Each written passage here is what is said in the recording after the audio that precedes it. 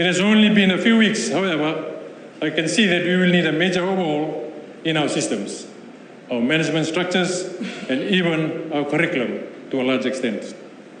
Currently, students are not being given the proper priority they deserve because of the mess that has been created when the structure of the Ministry of Education was changed from the three deputy secretaries to one head of National Education and Service Delivery to provide support to the permanent secretary. This led to the uneven distribution of the various sections to these heads. For instance, the head of National Education and Service Delivery had to oversee 7 sections in the ministry out of the 12. Just imagine the load this position had to carry, overseeing around 12,000 teachers and growing, plus an average of 400 non-teaching staff. Unresolved issues have become synonymous with the Ministry of Education, and as a result, disgruntled teachers have sought better opportunities offshore, leaving behind a shortage of skilled and experienced staffs. Madam Deputy Speaker, at the end of the day, our students suffer when committed and passionate teachers become scarce. On that note, the former Honourable Minister for Education, Honourable Pramila Kumar, has raised a lot of criticisms against the Ministry of Education. Perhaps, Madam Deputy Speaker, it needs to be pointed out to her that she brought teachers from schools to work in the Ministry of Education headquarters without following due processes. So she is the last one to talk.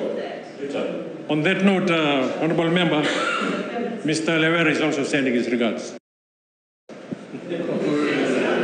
Madam Deputy Speaker, I thank His Excellency the President for highlighting the coalition government's intentions to establish an education commission that is intended to review the entire education system in Fiji in order to improve quality teaching and leadership of schools.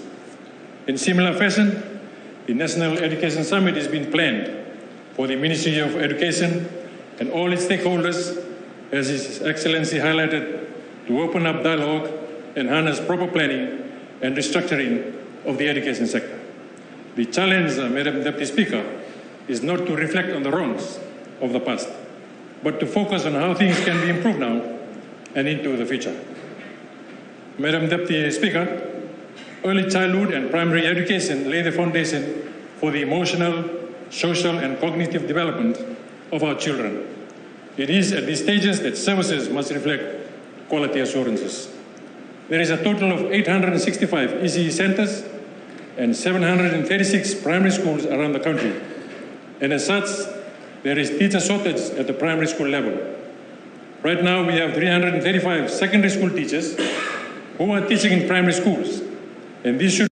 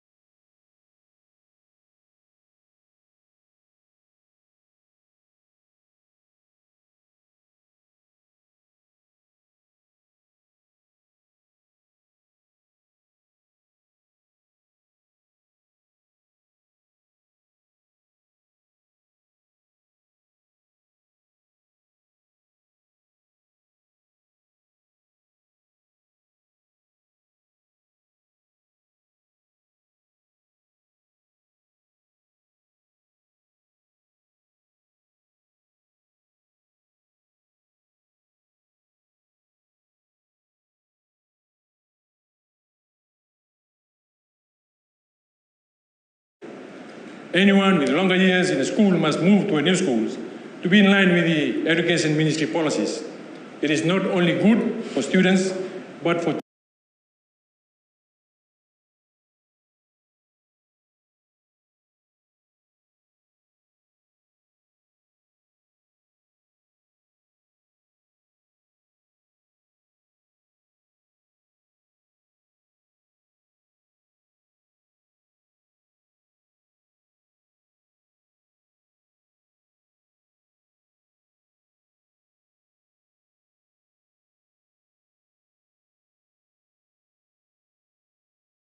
teachers and the overall academic performance and quality of learning. The saying that a new broom sweeps better is a lesson worth noting. We have found